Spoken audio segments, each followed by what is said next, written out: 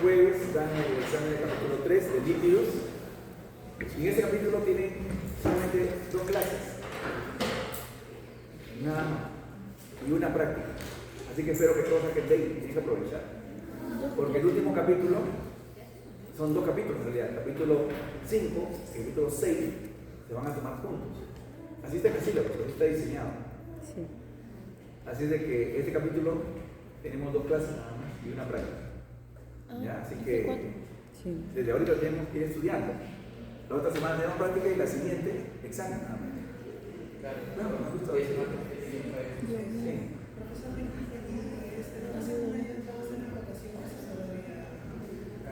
De los profesores, sí. De seminario todavía no. Yo les aviso. Para práctica, ustedes no se mueven. Quienes se mueven son los profesores. Para seminario, sí, ustedes se rotan. ¿Ya? Ok. Que es de proteínas. Son 2 clases, como les había dicho. Hoy ya vamos a ver las proteínas, la definición, lo que son. Ya tenemos una idea por el capítulo 1. En el capítulo 1 hemos hablado ya de algo de esta parte.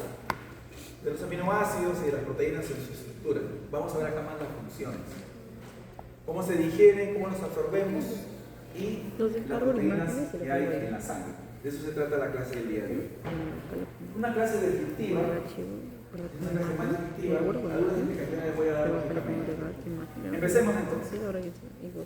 Primer párrafo. Fuerte. Las proteínas son macromoléculas formadas por la unión de aminoácidos mediante enlaces peptídicos. Sus elementos constitutivos son carbono, hidrógeno, oxígeno, nitrógeno, fósforo y azúcar. Otros. Son fundamentales para la estructura, función y regulación de las células en los organismos vivos. Participa en procesos de regulación del metabolismo, el transporte de sustancias, acción inmunitaria, la señalización celular y la reparación de tejidos. La secuencia específica de aminoácidos en una proteína determina su forma y función. Gracias. Cuando uno le enseña en el colegio o en la pre, nitrógeno, fósforo y azufre, además de los componentes carbono, hidrógeno y nitrógeno, nos decían que los lípidos solo tenían carbono, hidrógeno y oxígeno. ¿Cierto? Y los carbohidratos también carbono, hidrógeno y oxígeno. Pero ya sabemos ahora que los lípidos también tienen nitrógeno, también tienen fósforo, ¿no es cierto? Ya eso lo hemos estudiado, los fosfolípidos, por ejemplo, ¿no? Entonces, acá vemos que estas moléculas contienen otros elementos más, porque dice nitrógeno, fósforo, azufre y tiene otros también. Y lo importante de estas moléculas es lo que hacen en el organismo: transporte, inmunidad, señalización, reparación, porque siempre hay nuevo crecimiento de tejidos. Entonces son funciones importantísimas que hoy día vamos a revisar. La señorita que sigue, por favor. Darles estructura y forma a todos los tejidos del organismo, por ejemplo, a los músculos. Por ejemplo, los músculos. En los músculos tenemos actina, miosina, troponina, tropomiosina, tenemos colágeno, una serie, y todas son proteínas. Todas son proteínas. Entonces, también, por ejemplo, tenemos proteínas en los huesos. La oseína es la proteína importante y fundamental del hueso. Proteínas a nivel de cartílago, estructurales. Entonces, nuestro organismo, claro, cada molécula tiene un rol, una función. No podemos decir que una molécula es más importante que otra, no lo podemos decir. Ya conocen ustedes las funciones de los lípidos, que son importantes. Entonces, no podemos decir que no son importantes los lípidos o que no es importante el tejido adiposo, forma hormonas, ¿no es cierto? Cada molécula tiene un rol y en este caso es de estructura. Siguiente párrafo, por favor. Componer las enzimas y hormonas que se encargan de controlar y regular reacciones fundamentales del organismo celular. dos roles importantes: enzimas, que hemos estudiado en el capítulo 1, y hormonas. Lo vamos a tratar en el capítulo 5 o 6. Entonces tenemos acá la razón de estas moléculas que permiten regular al metabolismo. Siguiente función.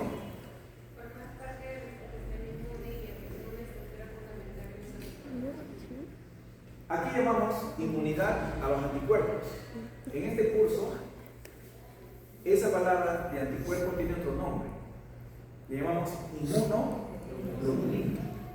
Y también vamos a llamarles gamma globulinas, como vamos a ver el día de hoy. Gamma globulinas. No le decimos anticuerpos acá. En inmunología se les dice anticuerpos. Acá nosotros le decimos gamma globulinas, inmunoglobulinas por función de inmunidad. ¿Correcto? Entonces así lo vamos a llamar. Bien. Siguiente función entonces.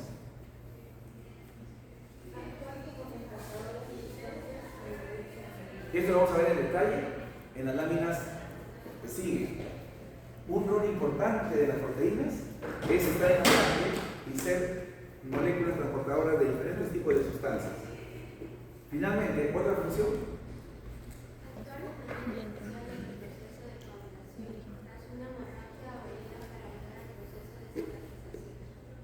No hay animal, por lo menos ya evolucionado, por lo menos mamífero, que su sangre no coagule. Es un proceso de defensa que tenemos. La coagulación se lleva a cabo por varias proteínas, por 13 proteínas, a excepción de una que no es proteína, que es el factor 4, que es el calcio. Las demás son proteínas, todas son proteínas.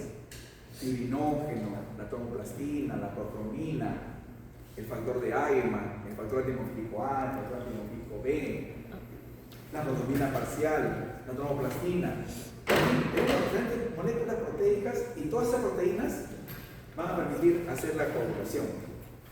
Pero hay un paso, o dos pasos últimos que sí deben de acordarse. Se activa el proceso de coagulación. Una vez que se activa el proceso de coagulación, hay una molécula que tenemos en circulación que se llama la protrombina. Es una proteína, protrombina. Cuando se activa el proceso de coagulación, esta protrombina cambia a su forma activa, que es la trombina. Trombina. Y la trombina actúa sobre el fibrinógeno, que también está circulando, y la transforma en fibrina. Espero que hayan anotado. Los factores de coagulación finalmente activan a la protrombina, la transforman en trombina, actúa sobre el fibrinógeno y la transforma en fibrina, monómero de fibrina. Que digamos que esta es una fibrina. Y luego viene otra fibrina más y comienzan a unirse, a pegarse y formar una red, una malla que se llama la red de fibrina. Hay un factor, que es el factor 13, que estabiliza a esta unión de los monómeros de fibrina y se forma un polímero de fibrina, una red de fibrina. Esta red de fibrina forma el coágulo de fibrina, el trombo. Lógicamente que puede haber ahí, se pegan las plaquetas, se pueden incorporar los glóbulos rojos y los glóbulos blancos, pueden quedar atrapados. De tal manera que si sacamos sangre de una persona y dejamos la sangre ahí en el tubo, ¿qué le va a pasar? Se va a coagular, se va a formar un coágulo. Pero ese coágulo es un coágulo donde están los glóbulos rojos fundamentalmente, y se ve rojo, pues, coágulo hemático. Lo que ha ocurrido es que los factores de la coagulación se han transformado, se han activado y han transformado el fibrinógeno a fibrina por la acción de la protrombina. ¿Correcto? Que se transformó a trombina. ¿Se entendió? Hay un factor de la coagulación que no es proteico. Les dije, ¿cuál es el factor número? Factor 13. 4, que es el calcio. Es el calcio. ¿Correcto? Entonces las proteínas tienen también esta función de ser parte de la coagulación sanguínea. Es parte de nuestra defensa. Bien, en función a ello, las podemos clasificar también de diferentes maneras. Allí están, de acuerdo a su función, clasificadas nuevamente las proteínas. ¿Quién sigue? Señorita. ¿Ya leyó? Señorita, por favor. ¿Ya leyó también? No, no leyó también. Yo le digo.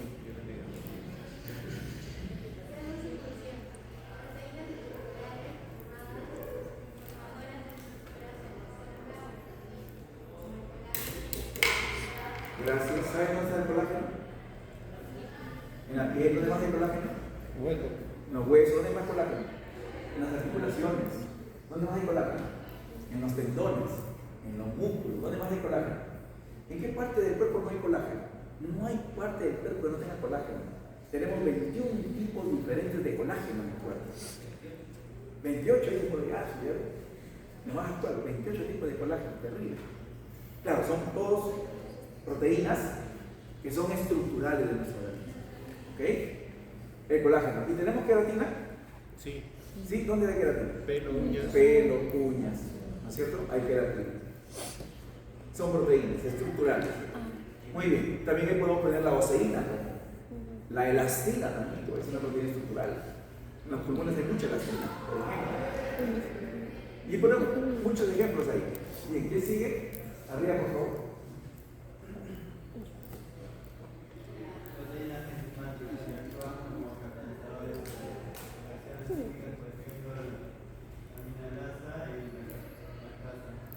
Bueno, son dos ejemplos comunes, pero ustedes pueden ahorita decir un montón de enzimas, ¿sí? ¿Sí o no? ¿Se acuerdan de la fosfofructoquinasa? ¿De la piruvatoquinasa? ¿Se acuerdan o no? ¿Se acuerdan de la enzima que sintetiza la grasa? La ciuratosintasa. O la que inhibe el colesterol, la función del colesterol. La clave del colesterol. La hidroximetilglutamic-4-reductasa. ¿No? ¿Se acuerdan? El examen se prueba. Evidentemente esas enzimas. Ya saben lo que hacen las enzimas. Catalizan las reacciones, aceleran las reacciones. Muy bien. Sigue. Siguiente. Proteínas de transporte. Como la hemoglobina y la albúmina. ¿Qué transporta la hemoglobina? Oxígeno y CO2. Pero el CO2 casi es poco lo que transporta. El CO2 más va disuelto como bicarbonato. Pero lo que sí transporta sí o sí es el oxígeno. También se disuelve, pero el oxígeno disuelto es 2%, más o menos. El 2% está disuelto en el plasma. En la sangre que transporta el oxígeno es la hemoglobina, no hay duda. Sin embargo, hay otra molécula de transporte. La albúmina es una gran molécula transportadora.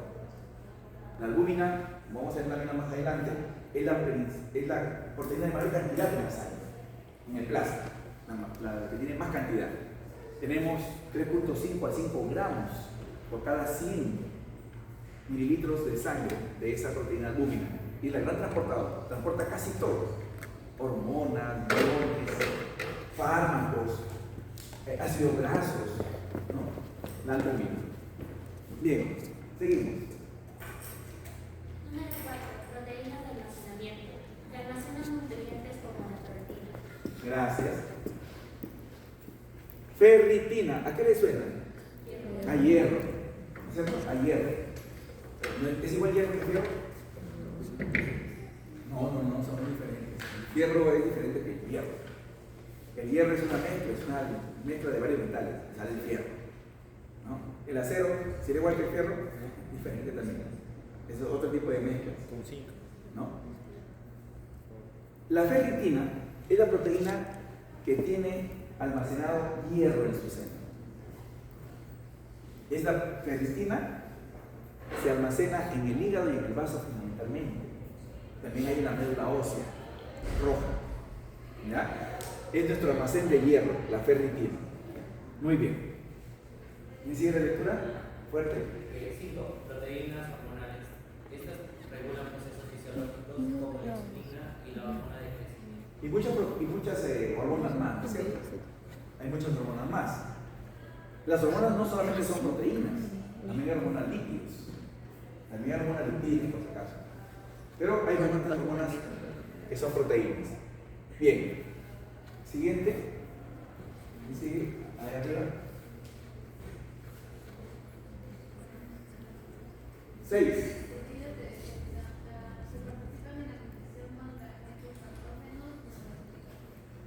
Muy bien. Formamos anticuerpos.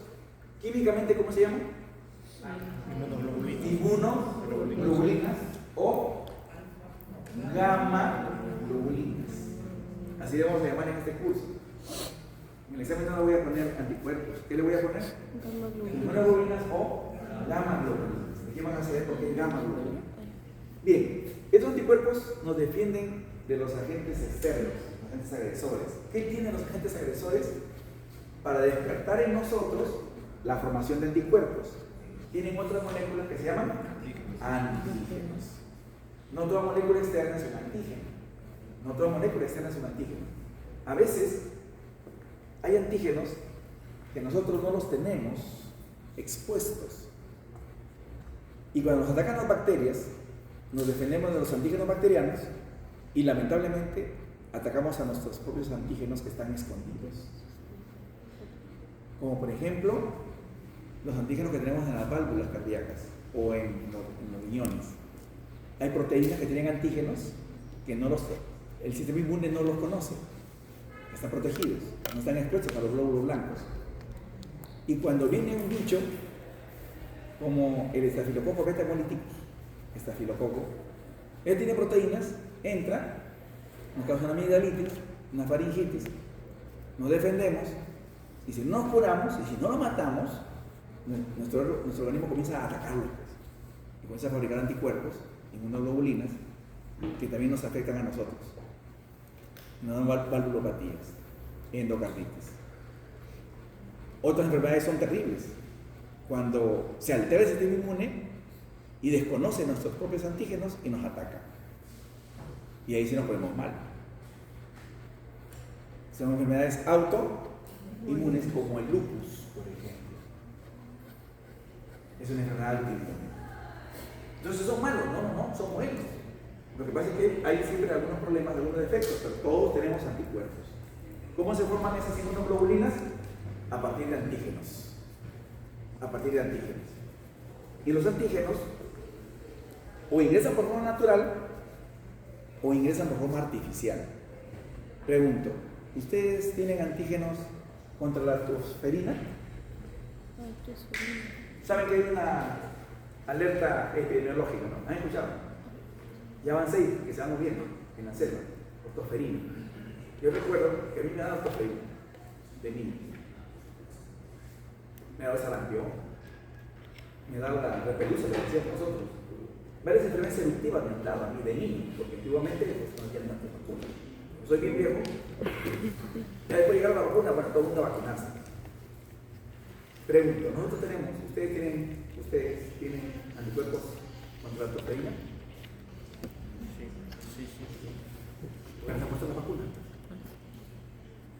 ¿Han puesto la pentavalente, la trivalente, la primera dosis, la segunda dosis, la tercera dosis, que es lo mínimo, hasta la quinta dosis? ¿Ok? Entonces, antes de irse al serum o antes de viajar a otros lados, antiguamente, no sé si ahora es así, no se llama vacunas. Si ustedes nunca iban a ayudar a la selva, iba a hacer su solo en la selva, la Virgen María, vacúnate. Cuando el paludismo, vacúnate. ¿Se dan cuenta? ¿Para qué? Para estimularle la formación de anticuerpos. La formación de anticuerpos, que son inmunoglobulinas. ¿Quién sigue? Por favor, ahí arriba.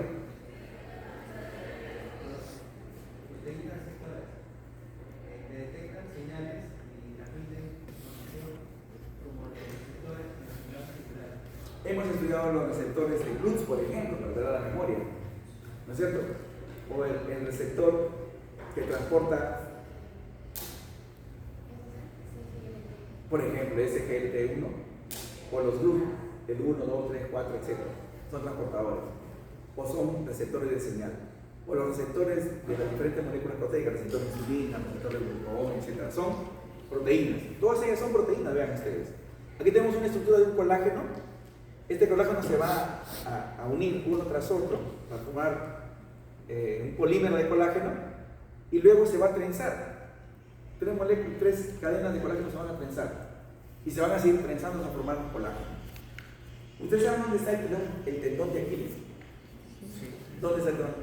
Debajo de los óleos. Pero, ¿a dónde se inserta? ¿A qué hueso? Calcáneo.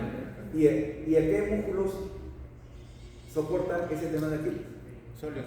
¿Qué más? El gastronecmio. ¿Qué más? Los gemelos. Todos ellos, ¿no es cierto?, llegan finalmente a ese tendón. El tendón de Aquiles es tan resistente que es como el acero y no se puede disolver en agua. Una característica. Es puro colágeno, único colágeno. En la carne hay una parte de la carne de la res, en general de todos los animales, que se insertan al hueso, pero cuando son carnes amplias, hay una parte pues que es de puro colágeno, que se sancocha, usualmente los ángulos, y no se puede destrozar fácilmente por la masticación. Uno está masticando, y en mi tierra le llaman eso rompe. Es una parte de la carne que es puro colágeno, purito colágeno, es insoluble y sancochado, es bien difícil de masticar. Pero si uno insiste, se va poco a poco de membrana, se va disolviendo, se va deshilachando. Muy bien, aquí tenemos el colágeno, aquí tenemos la inmunoglobulina G, de una forma de Y, la albúmina, una proteína pequeña, la amilasa, que es una enzima, la ferritina, que es una molécula de almacenamiento, la insulina, que es una molécula de señalización. Y todas son proteínas, vean ustedes, estructurales, de defensa, de transporte, actividad enzimática, de almacenamiento y de activación, de estimulación. Todas son proteínas. Clasificación. Y sigue fuerte, por favor. Según su estructura, número 1, proteínas fibrosas o filamentosas. Tienen una estructura larga y delgada, como la queratina y el colágeno. Gracias.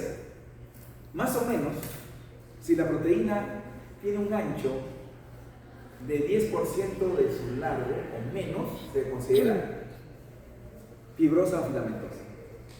Pero si el ancho de la proteína es más del 10%, más del 20% de largo, ya no se le considera filamentosa o fibrosa. ¿Me dejé entender? O sea, depende de la estructura que tenga la proteína. Si es más larga que ancha, es fibrosa. ¿Cuánto es más o menos? Han coincidido más o menos en que es del 10% o menos, ya se considera una proteína fibrosa. Muy bien. Número 2. ¿Quién sigue? Señorita ahí arriba. Fuerte.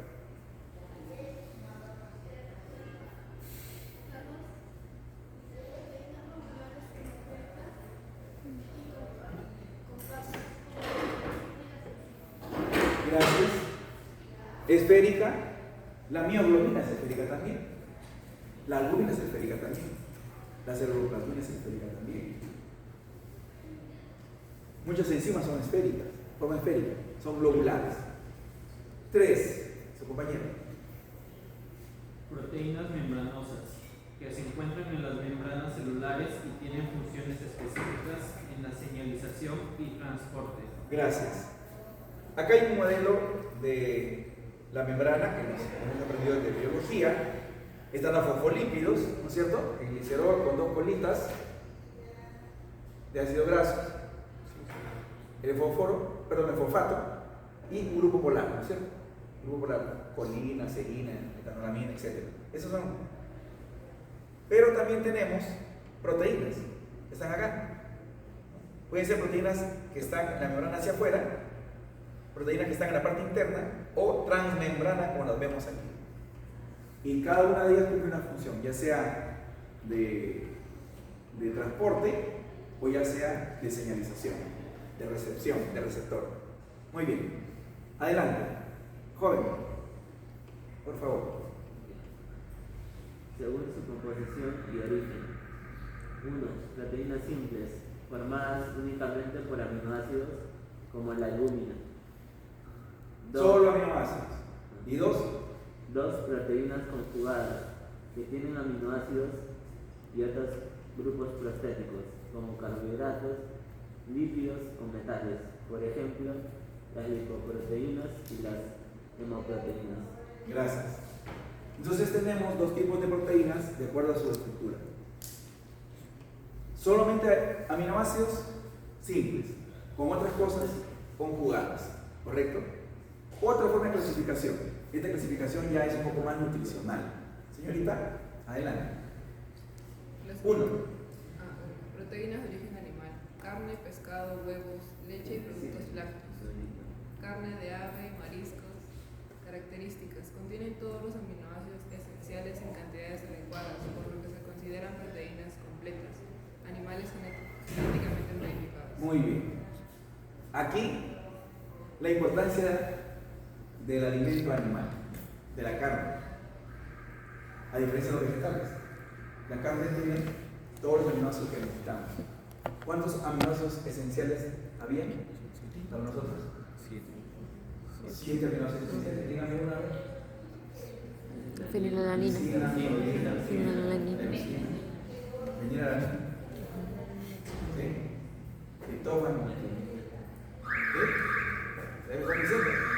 Profesor, la histidina, yo había leído que la histidina era esencial para los niños. Sí, cierta hay edad. aminoácidos que son semi-esenciales, que cuando la mujer está embarazada y cuando ellos están en crecimiento requieren esos aminoácidos, pero ya de adulto no los requerimos, así es porque están en crecimiento. En el caso de la mujer embarazada, pues lógicamente el feto está en crecimiento, así es.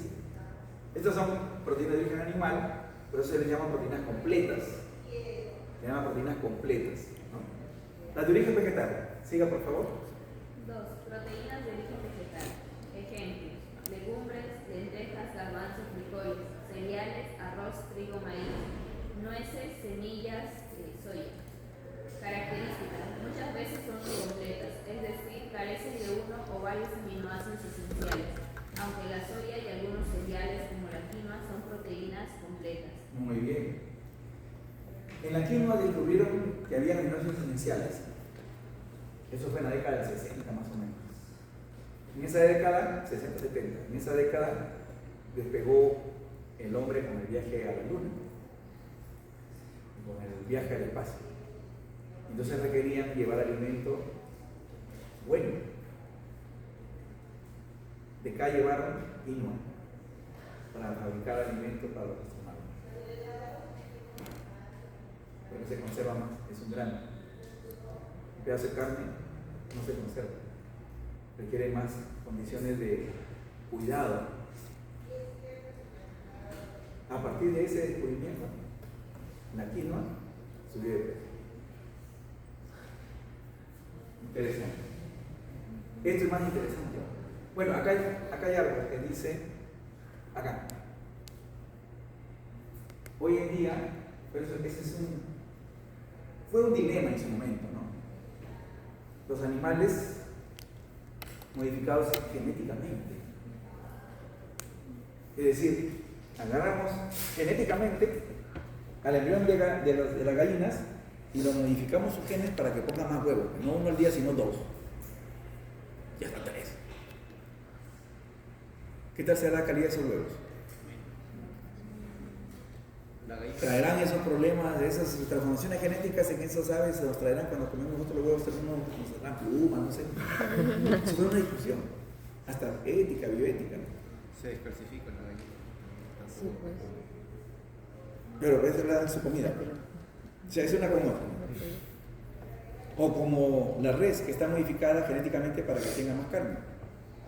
O como el pollo que está modificado genéticamente para que rápidamente crezca. O las cerditas. ¿No? Un pollito que crece en la sierra, que nace, cuando tiene 3 meses, 4 meses, está chiquito todavía. No canta. Pero acá, 1 mes y medio ya salen para la parrilla. Al pollo de la brasa, chiquitos. Bueno, de igual tamaño. Entonces ese es un problema que siempre se ha tenido, pero finalmente las legislaciones han permitido que se haga transformación genética de animales. Muy bien. La número 3, ese es un problema también que se está presentando. ¿Quién sigue? Número 3. Acá. Por favor. Proteínas de origen microbiano biotecnológico, proteínas producidas por microorganismos como bacterias, levaduras o algas utilizadas en alimentos funcionales o suplementos.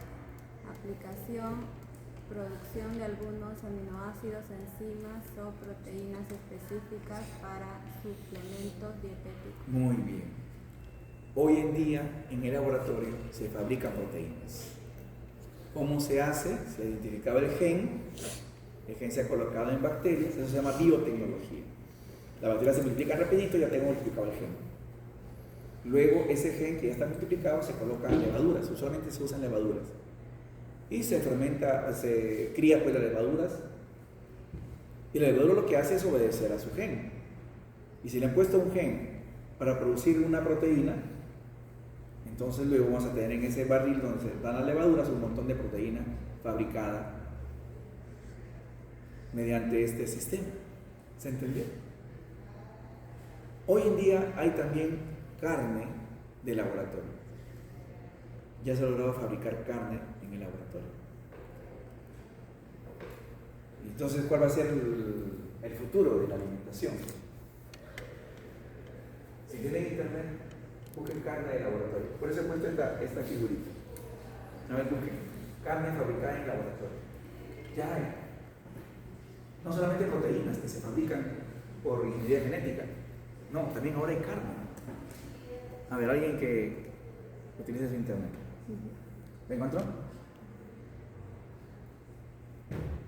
Profesor, pero podríamos decir también que el consumo de proteínas por bacterias también, bueno, no es algo reciente, ¿no? Por ejemplo, recuerdo las cianobacterias, por ejemplo, podemos encontrar productos, por ejemplo, el coyuro, que crece en el Titicaca. Contiene cianobacterias, esas cianobacterias producen también proteínas y podríamos decir que comiendo un alga pues también estamos... Claro, claro. O sea, hay proteínas naturales y hay proteínas de laboratorio, ¿no? La insulina, por ejemplo, es una proteína, ¿no es cierto? ¿De dónde cree que sacan la insulina que se inyectan los diabéticos? Por biotecnología. En laboratorio, por biotecnología. La envasan y la venden, ¿no? Y así hay múltiples proteínas que ahora lo están fabricando ya. ¿Encontraron algo? Sí. Lean. La carne de laboratorio o carne cultivada es carne producida en un laboratorio mediante técnicas de ingeniería celular y biotecnología, en lugar de obtenerla de animales criados y certificados. Es decir, se cultiva carne a partir de células de animales en un ambiente controlado, permitiendo que las células se multipliquen y formen tejidos musculares similares a los de los animales. ¿Me entienden? De la pluma creo que también sacan pollo, o sea, si pones carne de pollo, la sacan de la pluma. Hay muchas cosas que botamos que pueden usarse. Hay muchas cosas que pueden usarse, ¿no? Y que tienen proteínas. Por ejemplo, las escamas de pescado. Las escamas de pescado las botamos. ¿Sí o no? Claro, profesor, pero ¿cómo va a comer un pescado con escamas frito? Cáscara de pescado.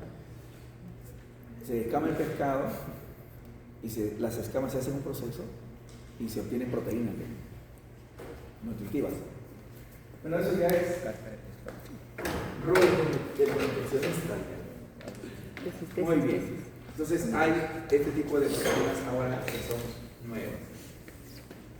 Las proteínas las consumimos en la dieta.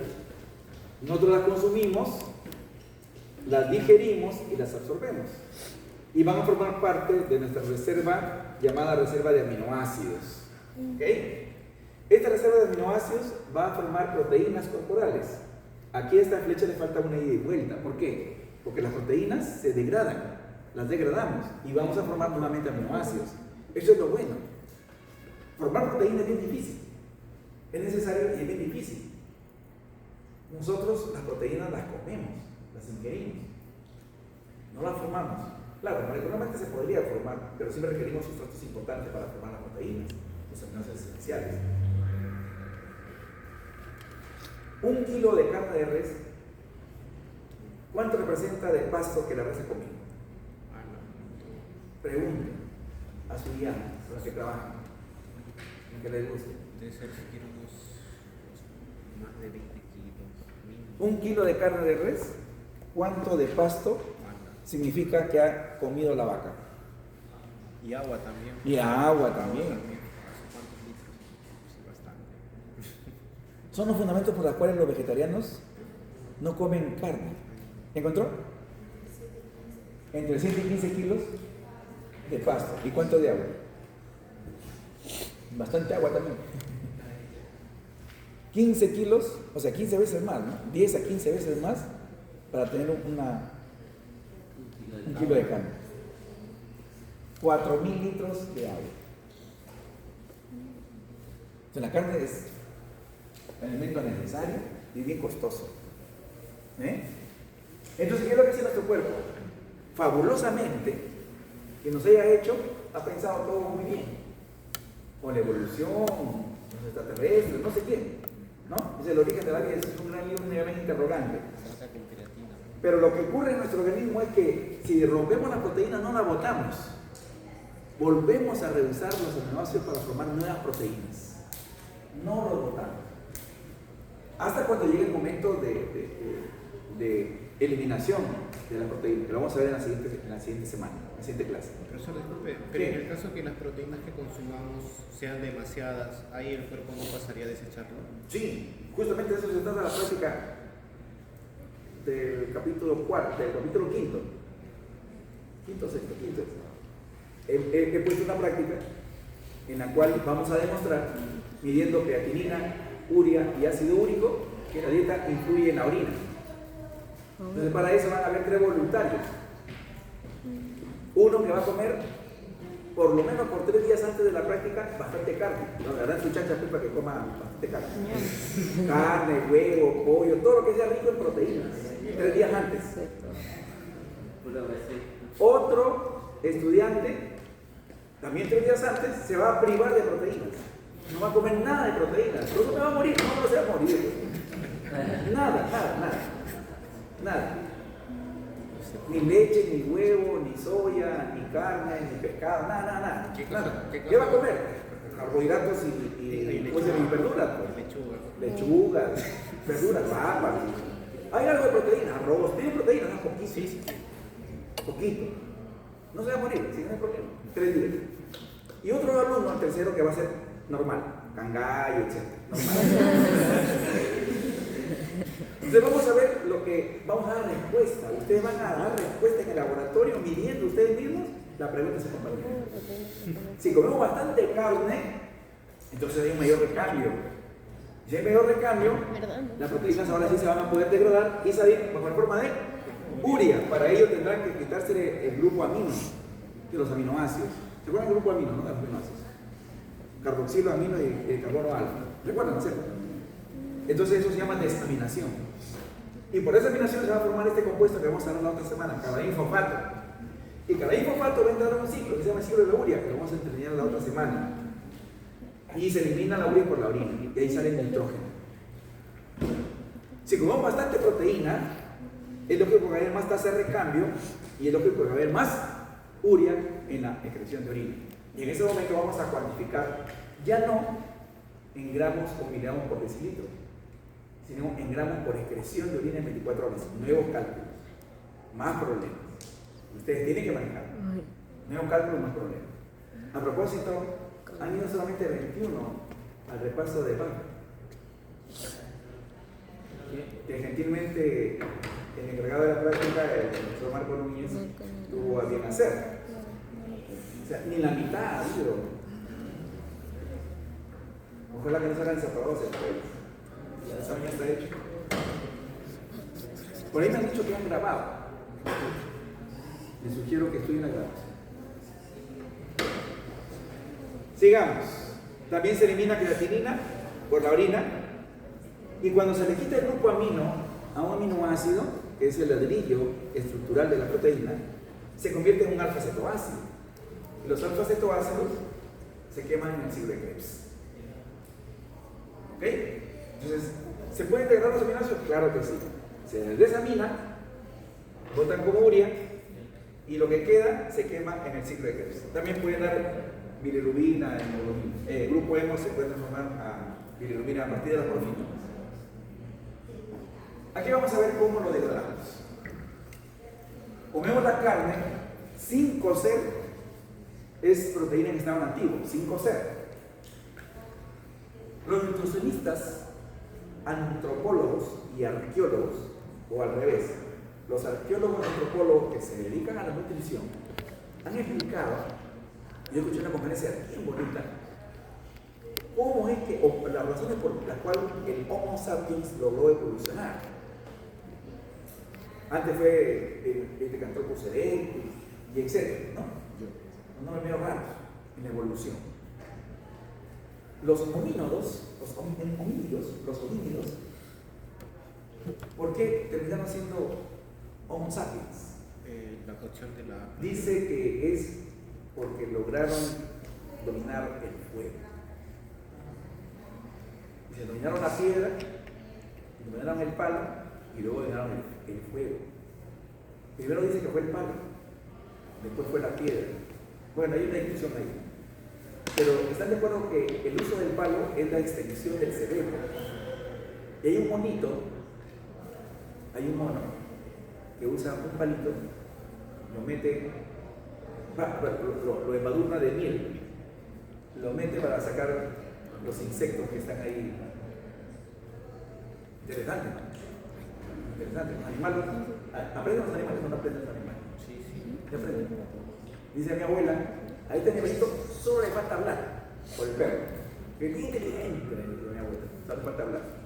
Entonces, estos nutricionistas, antropólogos, arqueólogos, dicen que el hecho de conocer el fuego, de dominar el fuego y cocer la carne, le permitió la mayor digestibilidad de las proteínas nativas y obtener los aminoácidos suficientes para la masa cerebral. Interesante. Esa charla la dio un nutricionista antropólogo, arqueólogo, o al revés, bueno, no sé. Entonces, cuando se cose la carne, pierde la estructura cuaternaria y a veces la terciaria, depende de la cantidad de fuego. Entonces, el péptido, la proteína se convierte en polipéptido, ya se ha encochado.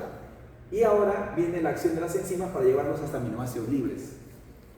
En la boca no le pasa nada a la proteína, más que se tritura la carne, se deshace. Un proceso físico, la masticación.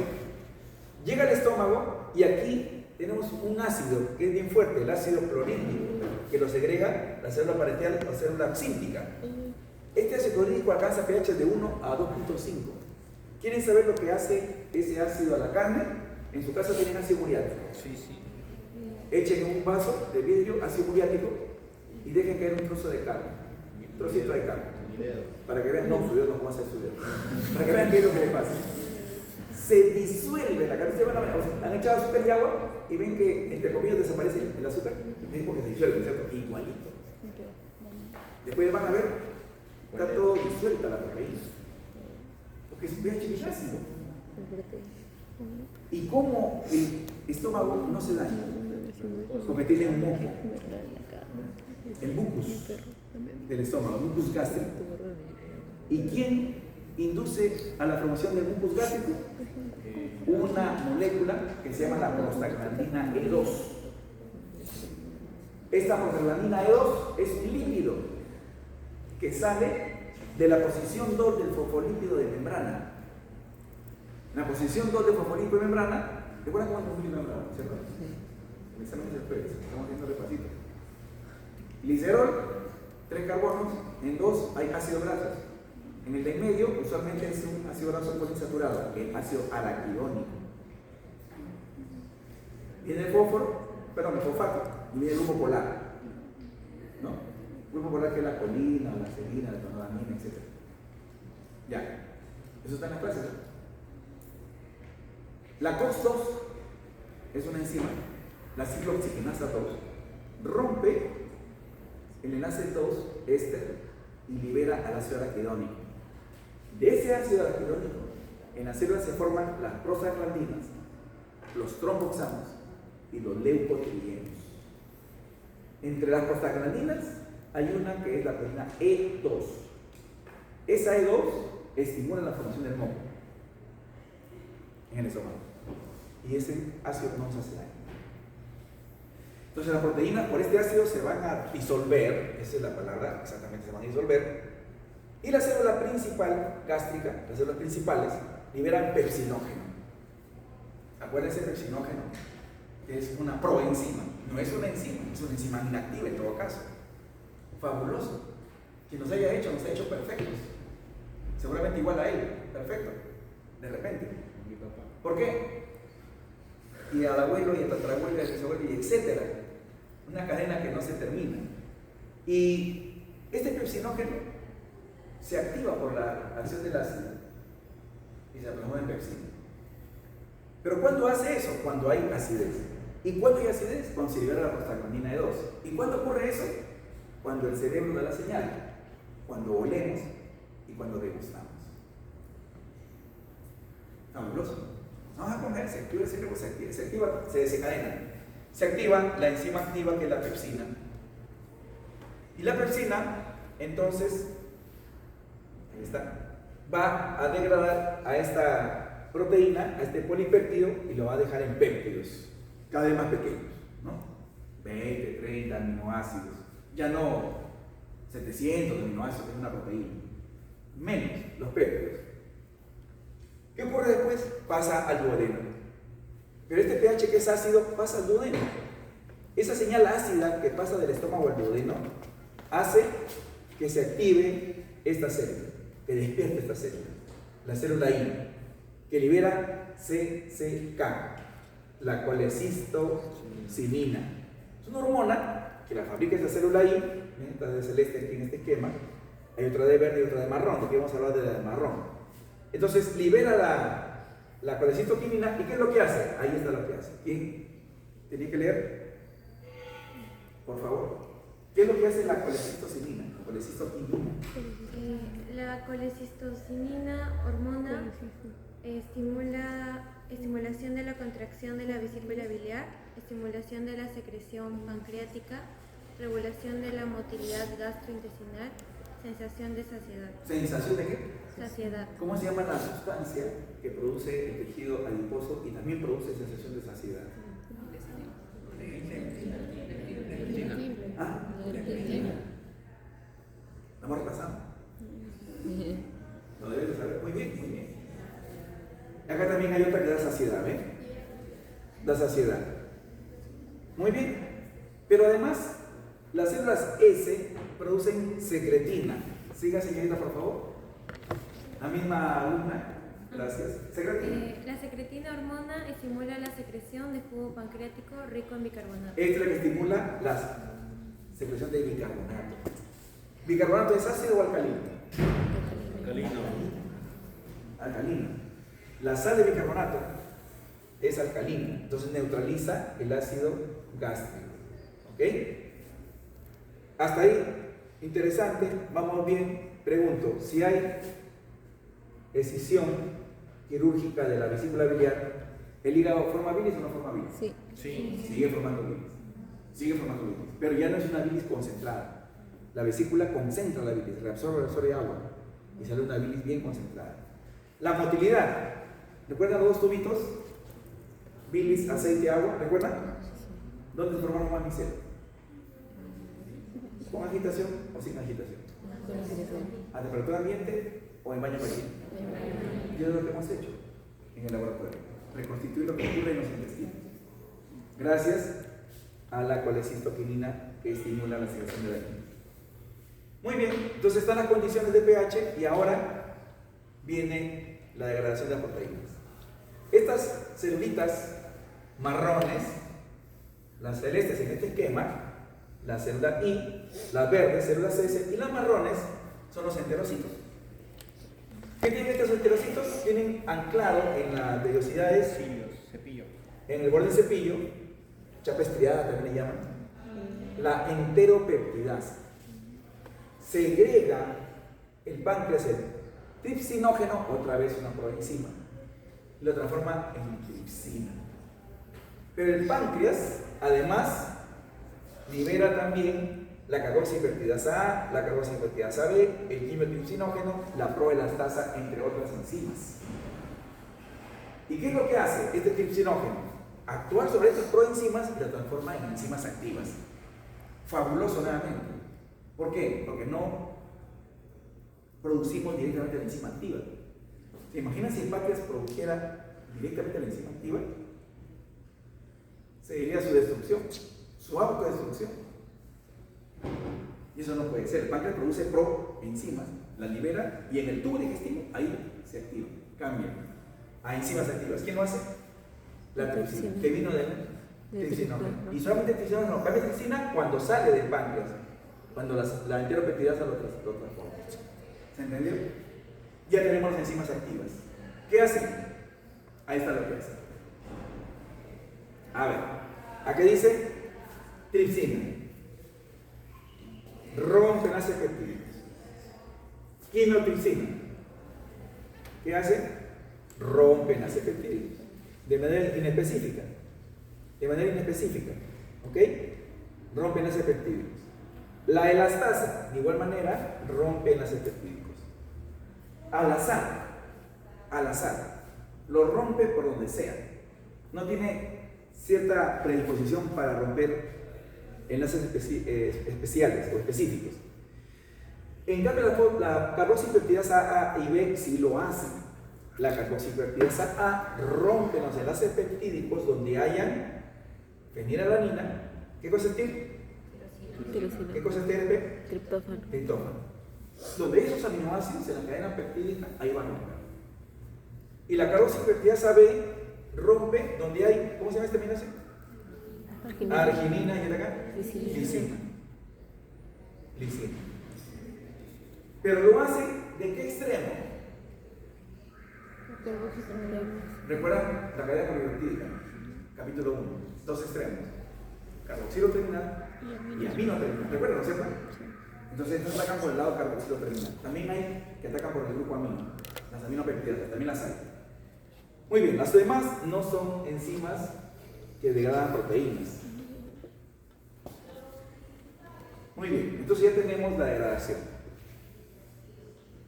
Si rompen por dentro las moléculas peptídicas, recuerden que ya estamos en el estómago, en el intestino delgado. En el estómago ya se han fragmentado, se han disuelto, se han fragmentado, hay péptidos, ¿no es cierto?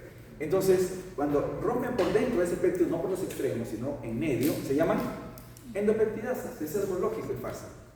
Y ahí tenemos a la pepsina, quimotripsina, tripsina y elastasa. Y algunos aminoácidos específicos donde rompen con más facilidad. Los de cadena ramificada, la pepsina, los aromáticos y la leucina, la quinotripsina, lisina y arginina, la tripsina, y aminoácidos alifáticos y neutros, la elastasa. Las aminopeptidasas rompen el enlace del grupo amino, el grupo amino terminal. Carboxilo terminal, carboxipeptidasa, ahí ven, amino terminal, aminopeptidasas. Entonces se van rompiendo los péptidos. Y la carboxipeptidasa que ya les hemos explicado. Entonces, los fragmentos de proteína que son los péptidos, los polipéptidos, quedan en péptidos pequeños hasta llegar a ser aminoácidos. Nosotros podemos absorber aminoácidos, dipéptidos, tripéptidos y péptidos bioactivos. Hoy día han tenido ese seminario. ¿Quiénes han dictado péptidos bioactivos? Levanten la mano, por favor. ¿Quiénes han explicado el seminario? ¿Usted? ¿Quién más? ¿Usted solo? Ah, está. Muy bien. Entonces voy a preguntar, señorita, dígame qué información recuerda que sus compañeros han dado respecto a los péptidos bioactivos. ¿Qué le llamó la atención? ¿Qué recuerda?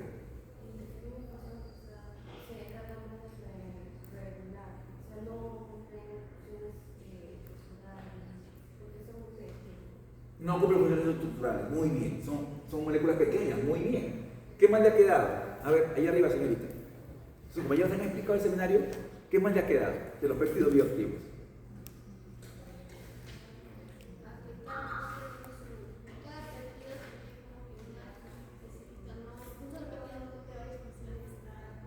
Muy bien. Hay especificidad de función.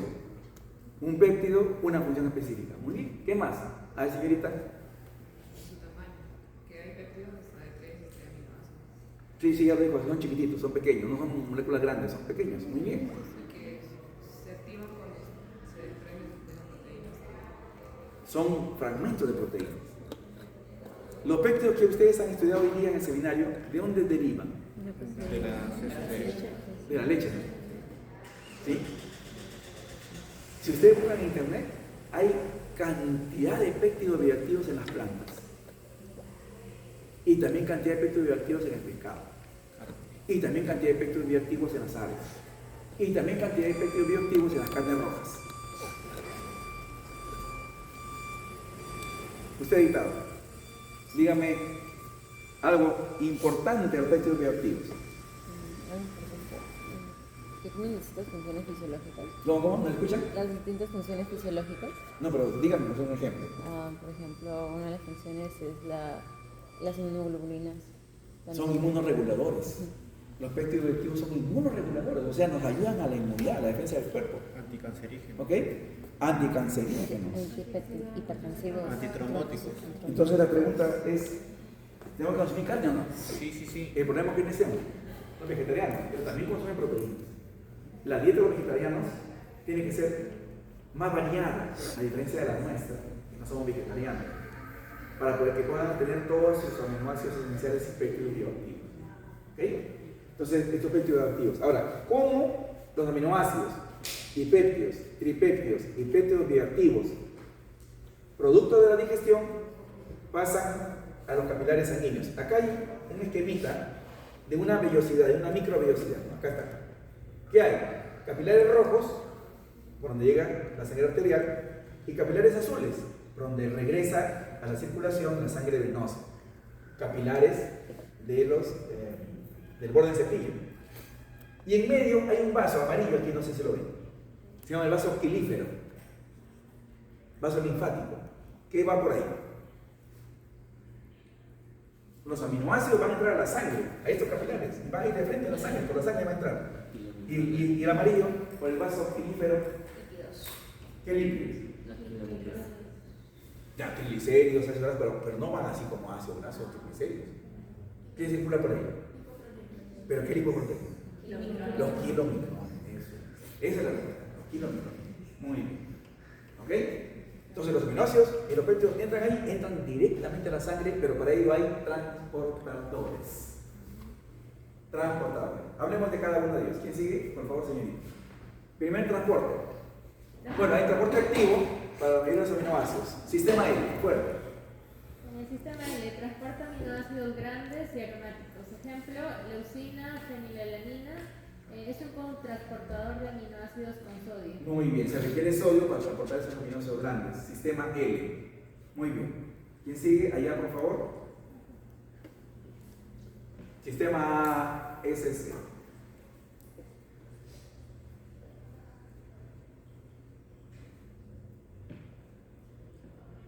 Señorita Cabajo, por favor, sistema ASC. Sistema ASC. Transporta aminoácidos pequeños y neutros, por ejemplo, la alanina y la serina. Diferente transportador.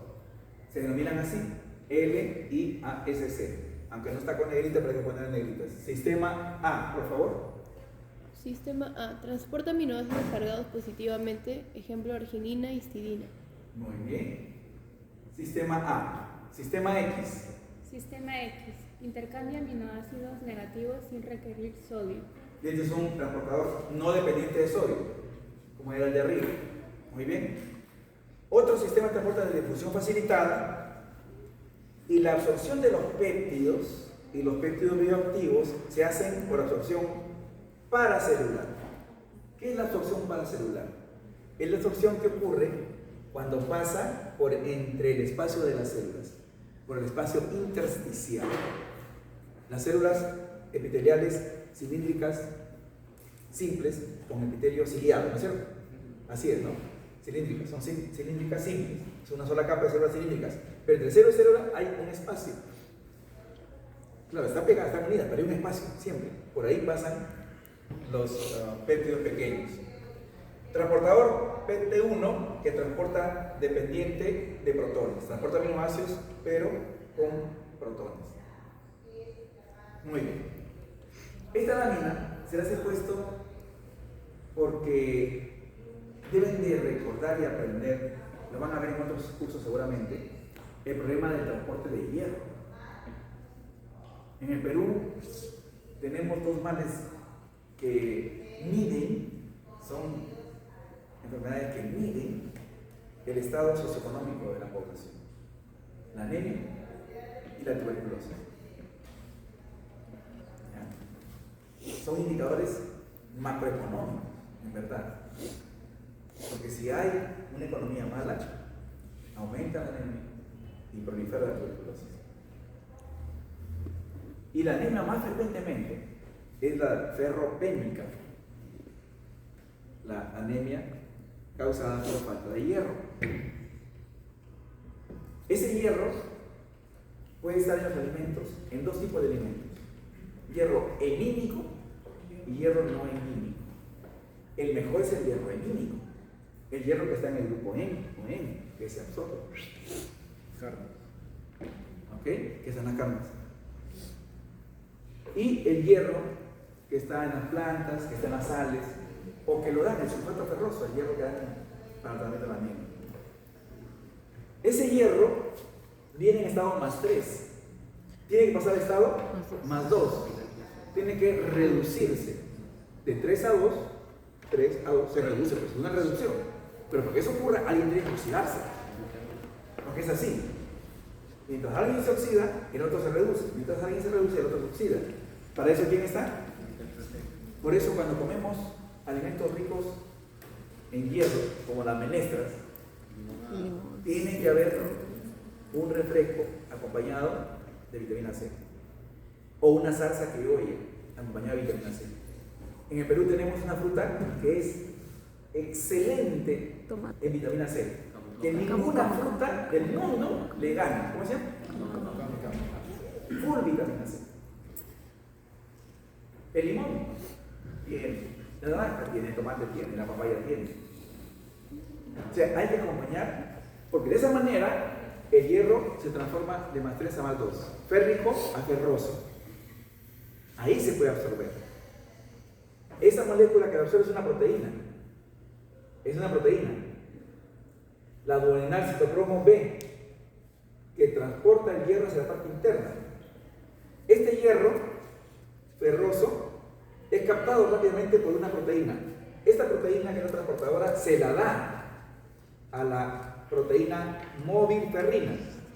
El hierro nunca está libre. En este esquema está libre, lo que es un esquema. En realidad nunca está libre porque el hierro es un radical libre, es un free radical tremendo.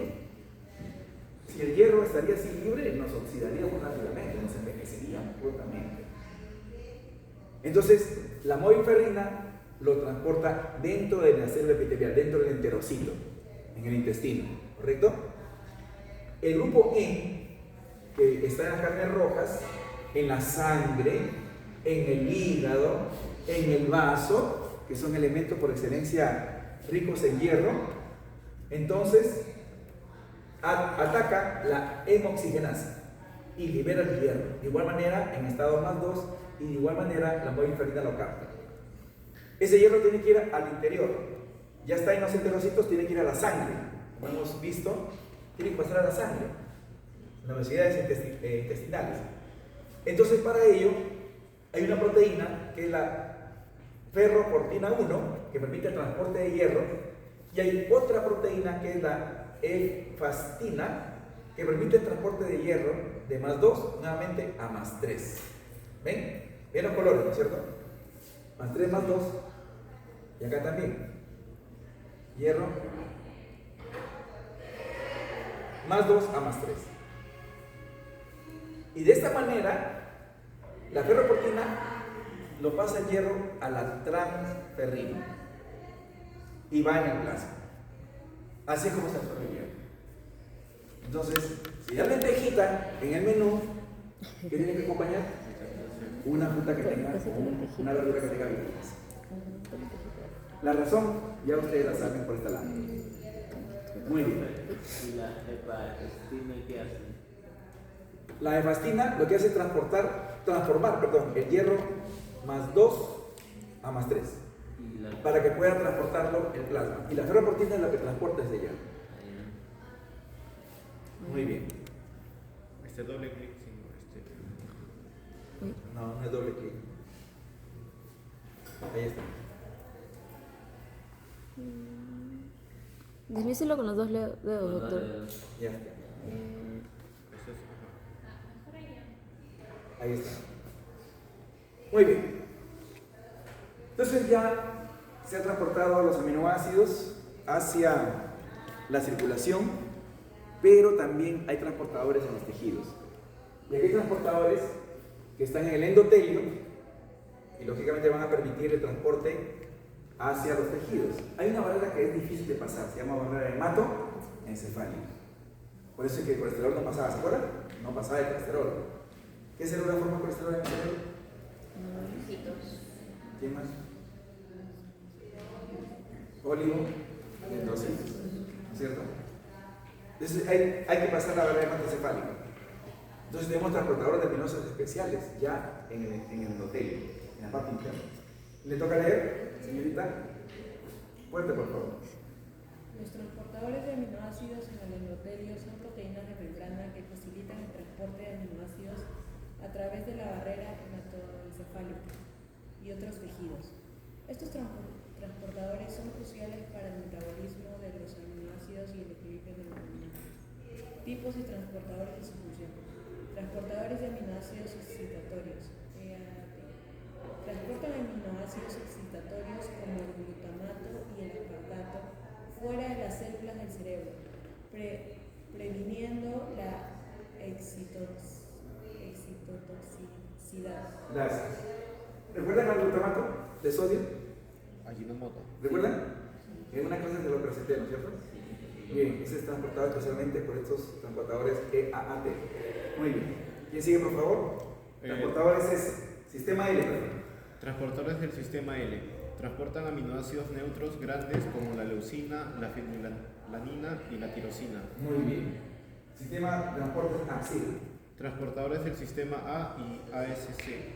Transportan aminoácidos neutros pequeños como la alanina y la serina. Muy bien. Transportador de betaína, GABA. Transportan la betaína y el GABA. Muy bien. ¿Qué es la betaína? ¿Para qué sirve la betaína? A ver, busquen. Busquen. Hay seguridad que les acompañe, amigos. ¿Qué es la betaína y qué es el GABA?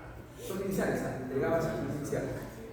Ácido gamma-aminobutírico, sí. Ácido gamma-aminobutírico. Es importante tenerlo transmisor. ¿Ya encontraron qué es la betaína? Está cargando.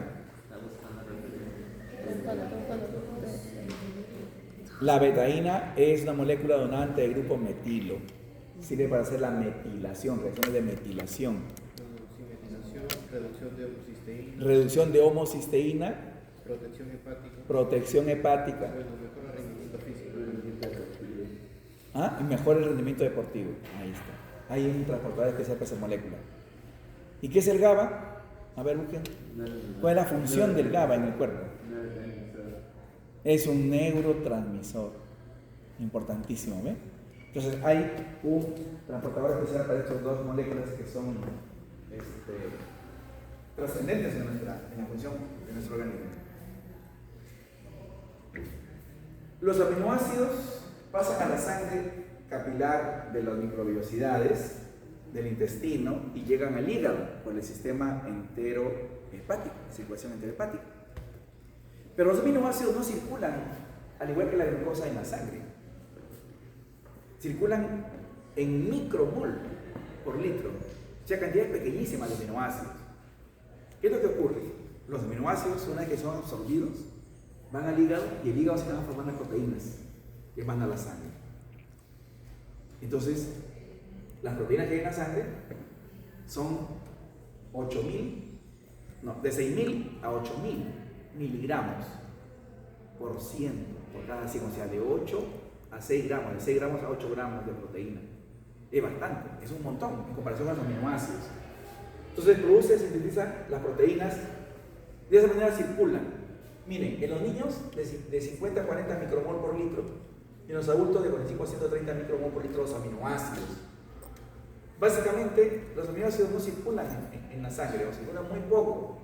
En realidad, quien circula más es la proteína, y dentro de las proteínas plasmáticas, la albúmina. O sea, aquí están las proteínas plasmáticas. La albúmina es la que más produce el hígado, es la que más tenemos. La albúmina sérica es de 3,5 a 8,5, de 6 a 8 gramos de proteína total. Se dice entonces que es más o menos el 50-60% de la proteína es albúmina. El resto son globulinas. Yo voy a contarles algo históricamente. cuando comenzaron a analizar la sangre, la proteína de la sangre, bueno, se dieron cuenta pues que los glóbulos rojos tienen hemoglobina, ya está. Lo que queda es proteína plasmática, en el plasma sanguíneo. Y esas proteínas las clasificaron de acuerdo a su solubilidad. Muy solubles, albúmina. Menos solubles, globulinas. Eso lo van a ver ustedes en la práctica de la otra semana. ¿Por qué? Porque van a tener un huevo cada mesa.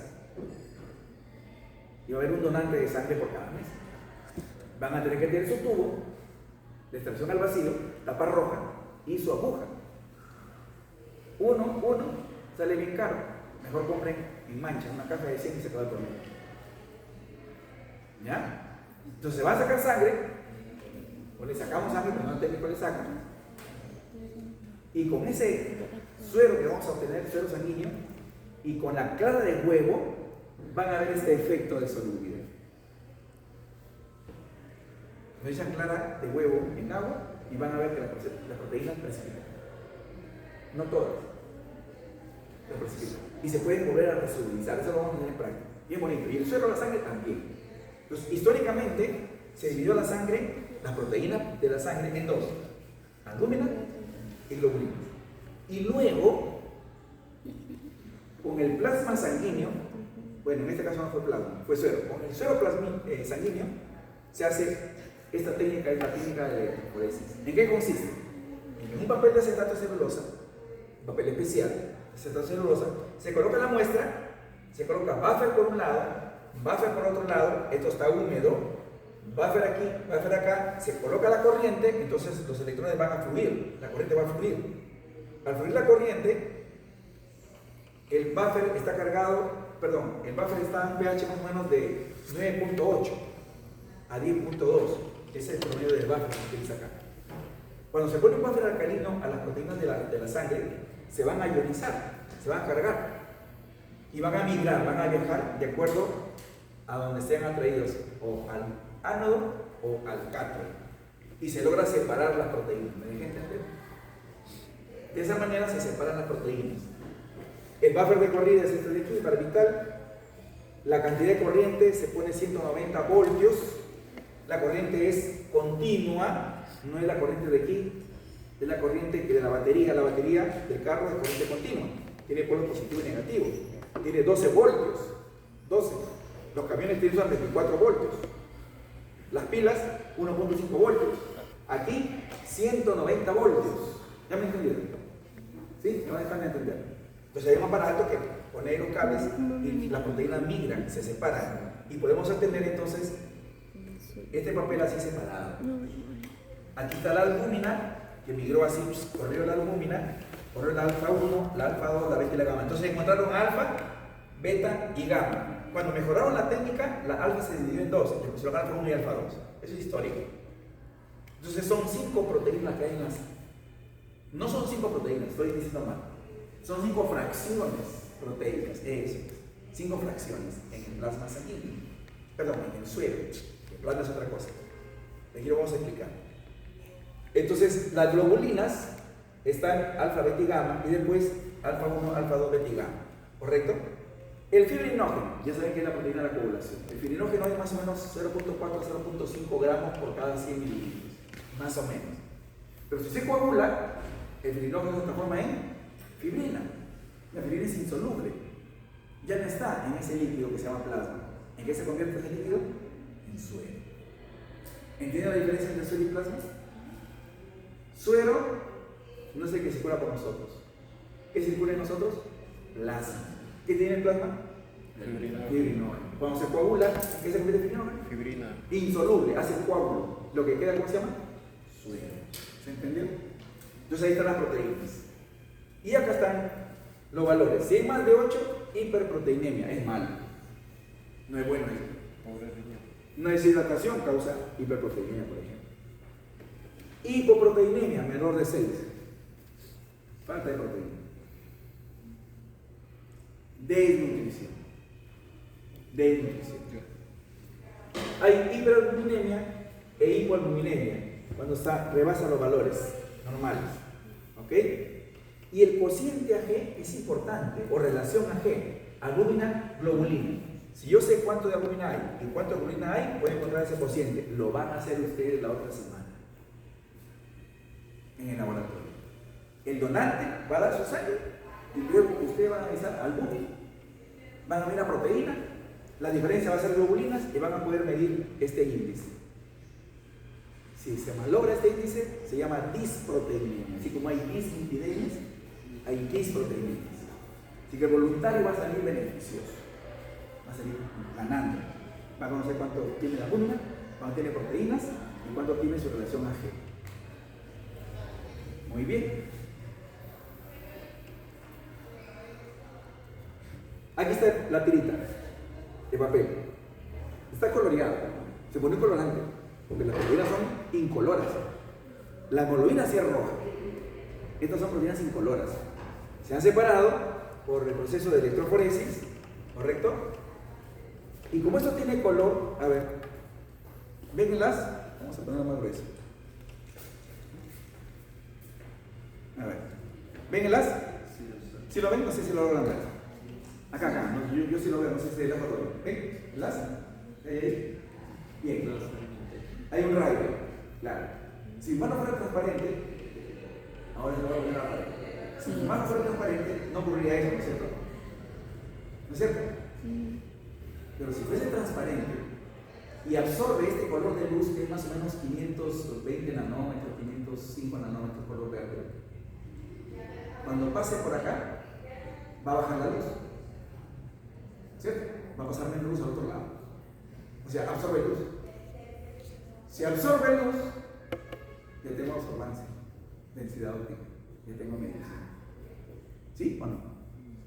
Entonces, esta tirita se coloca en una máquina que hace eso, manda el rayo de luz y recibe, y nos da la absorbancia. Esa maquinita hace esto. Aquí está el rayo de luz y pasa así. Pasa así. ¿Entienden? A la hora que pasa, va absorbiendo. Al principio está bajito, más oscuro, sube la absorbancia. Va bajando, baja la absorbancia. Palidito, chiquito no. ¿Me entienden? Entonces la máquina grafica, la computadora grafica, el recorder grafica.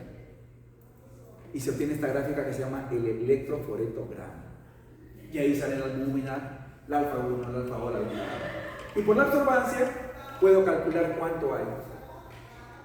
Eso no lo vamos a hacer en la práctica. Vamos a hacer albúmina, vamos a hacer proteínas totales, globulinas, fracción de albúmina, pero esto sí se puede hacer en el laboratorio. Y tenemos entonces las cantidades y los porcentajes de cada una de las fracciones. Aquí está la diferencia de la pregunta. Suero es después de la coagulación. Plasma es lo que circula en nosotros.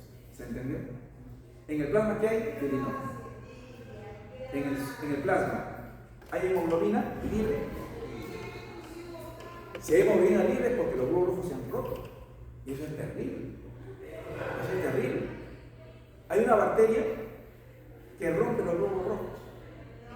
Y un peruano, estudiante de medicina, de la Facultad de Medicina, que ustedes son estudiantes, y que nosotros todos somos miembros sanfernandinos y sanmarquinos, igual que él, demostró que de una verruga se inoculó, se produjo la fiebre de la orolla. Demostró que era una enfermedad, la verruga peruana y la fiebre de la orolla. Y al hacer eso, la bacteria que produce eso, que no sabía que era una bacteria todavía, rompe glóbulos rojos. Se calcula que este estudiante de medicina, que se considera héroe nacional, y ahora se le ha dado el título honorífico post-mortem de grado de doctor, que estudió acá en San Fernando, se murió más o menos con 4 de hemoglobina, más o menos.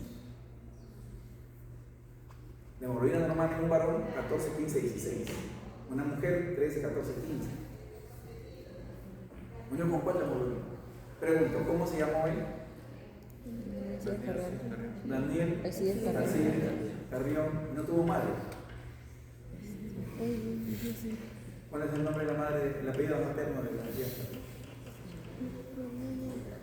Ustedes son más de un año sanfernandinos y sanfernandinas y no saben cuál es el apellido de Carrión. Apellido materno, búsquenlo. García. Daniel así Carrión García. Ya lo saben. ¿Cómo se llama la bacteria que causa la derrota peruana? Años después de la muerte de Carrión, un profesor sanmarquino, microbiólogo, se dedicó a estudiar y encontró una bacteria que se transmite por la picadura de mosquito y que entra a huevos rojos, se reproduce y los explota. Y como ya se reprodujo, infectan a más huevos rojos y se siguen reventando. ¿Entienden por qué la anemia de Carrión? El problema está que cuando la hemoglobina está libre, hay fallas sistémicas. Es mala, la hemoglobina libre es mala. Es mala. Para empezar, daña los nefrones, para empezar. Ese señor, ¿cómo se llama? Su microscopio lo tenemos. Está en la ciudad universitaria. Sus láminas donde él vio la bartonela están en la ciudad universitaria. En un edificio que es el Instituto de Medicina Tropical. Ahí hacen las prácticas. Ahí está el microscopio de este señor que descubrió esa bacteria, que se llama la Bartonella basiliformis. ¿Cómo se llamaba el señor? Profesor de San Marcos, Alberto Barton. Alberto Barton. Tiene que saber la historia de los maestros. ¿Saben por qué San Marcos es San Marcos? Sí, por un sorteo. ¿Cómo fue que le pusieron San Marcos? ¿Saben? ¿Por un sorteo? ¿Cómo fue? Un sorteo. Un sorteo. Claro. Los sacerdotes que crearon una universidad, hasta bien una universidad, pidieron a la Santa Sede de permiso. Estamos hablando de 1400 y pico, ¿no es cierto? A propósito de 1551. Fue antes que hicieron los trámites, todo. De ya, de español, ya está muy bien. De Europa, vaya, créese. ¿Y qué nombre le ponemos? Bueno, pues eran curas. Tiene que ser muy evangelista. Los evangelistas son cuáles. ¿Cuáles son? Marcos, Mateo, Lucas y Juan. ¿Sí? ¿Metieron en una bolsa y sacaron? ¿Qué sacaron? Marcos. ¿Está en el escudo? ¿De qué color es la capa de Marcos en el escudo? ¿Y hay una fruta? ¿No? Es la lima. Y nos da muy claro que tú ya has estudiado. Claro, eso, como hayan estudiado algo de romanos, derecho romano. Aquí, derecho canónico, no sé. Pero es de interés que sepan cómo es el escudo, qué significa. Arriba hay una cabeza de tigre. Una serpiente. De un simio, ¿cómo es un simio? Bueno, hay que averiguar. Entonces, se puede leer esto. Y aquí tenemos 5 fracciones. 5 fracciones. No hay hemoglobina como ustedes pueden ver. Pero si los globos rojos se rompen, aparece la hemoglobina aquí, entre el alfa 2 y la beta. Que no debe haber hemoglobina. Y si es plasma lo que se está haciendo el análisis de proteínas, lo que se obtiene el fibrinógeno es acá, entre la beta y la gamma. ¿Se entendió?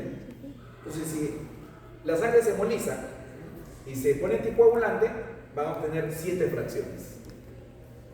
7 fracciones. Por aquí está aquí, el fibrinógeno, está clarito. Muy bien. Lo que sigue la clase es descripción. Vamos a describir las proteínas que están acá. ¿Qué proteínas? Alfa-1-antitensina, ácido alfa-1 glicoproteína ácida, alfa-2 macroglobulina, ceruloplasmina, proglobina, hemopexina, transferrina, plasminógeno, fibrinógeno, inmunoglobulinas y proteínas C reactivas. Muy bien. ¿Dónde nos quedamos? Ahí abajo. Comencemos nuevamente. Niña. Albúmina. Proteína globular. Peso molecular aproximado de 66.5 kilodaltones. Compuesta por 585 aminoácidos humanos. Estructura terciaria compacta, estabilizada por enlaces de sulfuro y enlaces no covalentes. Producida por el hígado. Funciones: mantenimiento de la presión oncótica, transporte de sustancias, reserva de aminoácidos. Significado clínico: hipoalbuminemia. Hipoalbuminemia. Enfermedad hepática, enfermedad renal, desnutrición, inflamación crónica. Hiperalbuminemia, deshidratación y enfermedad renal. Ojo, si funciona mal el hígado, cae la albúmina. Claro, porque la albúmina se sintetiza en el hígado. Le hemos dicho en láminas anteriores. Enfermedad renal. ¿Por qué? Porque se pierde bastante albúmina. Si el riñón está mal, sale la proteína, sale la albúmina que es más chiquita, entonces hipoalbuminemia. ¿Entienden la relación? En las mujeres embarazadas les puede dar alguna enfermedad antes del parto. Se les sube la presión arterial.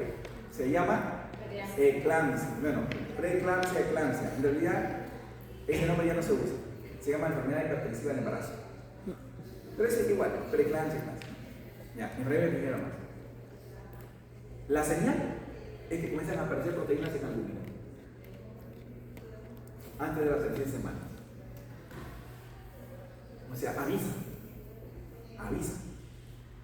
Desnutrición. Ustedes pueden hablar a sus pacientes pidiendo la albúmina. Se le puede estar gordito, pero está anémico. ¿Sí saben eso, no? Inflamación crónica.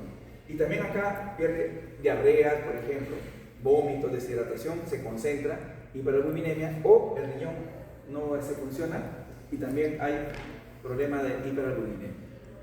Señorita, alfa-1 antitripsina. Adelante. Alfa-1 antitripsina, glucoproteína de 394 aminoácidos y 3 cadenas laterales de carbohidratos. Estructura globular, tamaño medio. Peso molecular, 52 kilodalton. Vida media, 5 días. Producido principalmente en el hígado. Es un inhibidor de las enzimas proteolíticas, especialmente elastasa. Repita, por favor.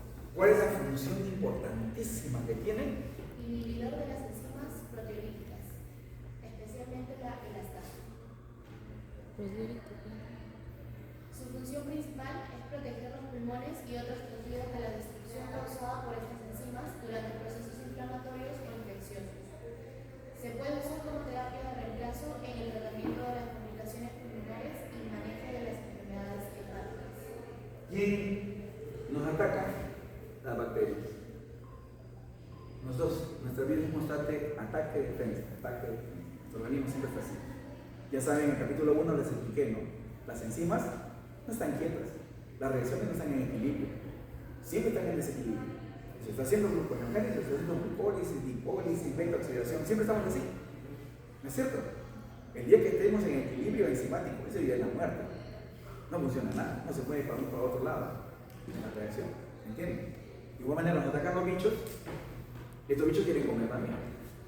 Y para comer liberan enzimas, los microbios, para destruir las bacterias, las proteínas que están en su alrededor, para poder comer ellos, ¿entienden? Entonces, esas proteasas microbianas, ¿quién las neutraliza? ¿Se entiende? Entonces pregunto, cuando estamos con un proceso inflamatorio infeccioso, ¿esto debe bajar o esta proteína debe subir? Se llama proteína de fase aguda. Proteína de reacción de fase aguda. Así se le llama. Miren que les estoy diciendo muchas cosas que no veo que anotan. Las clases de este capítulo son solamente 2 nada más. Son 2 clasecitas nada más. Pero hay un montón de información. Listo. Sí, señorita, por favor. Alfa-1 glicoproteína ácido. Orosolcina.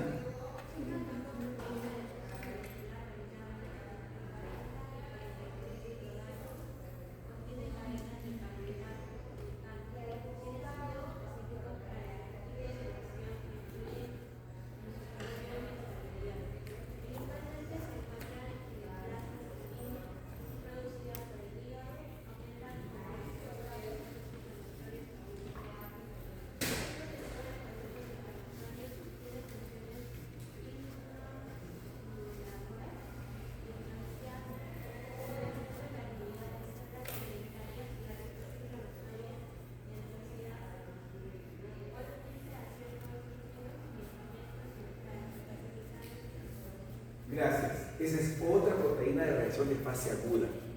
¿Ven? Procesos inflamatorios agudos. Entonces, si nosotros analizamos aquí, si la persona está con una infección, estas dos, van a subir. ¿Se entiende? Por eso es que se puede estudiar electroforesis, es un mundo. Hay libros de electroforesis.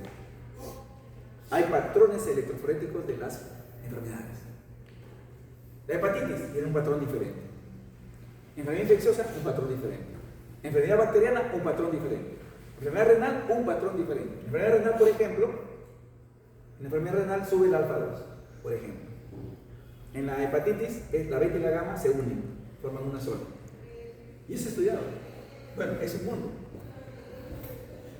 Ese es la glicoproteína ácida. Glico, a veces le llaman gluco también.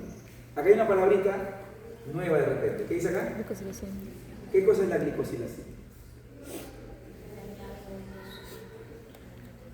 Se añade azúcares a las proteínas. Muy bien, señorita, eso es glicosilación. ¿Ok? Entonces es una glicoproteína ácida. Alfa 2 macroglobulina. Ahora dejamos la alfa 1 y pasamos a la alfa 2. Antes que me olvide. Acá hay 5 fracciones. ¿Correcto? Hay 5 fracciones porque se usa el papel de acetato celulosa. Si se usa la garosa, que es un gel, es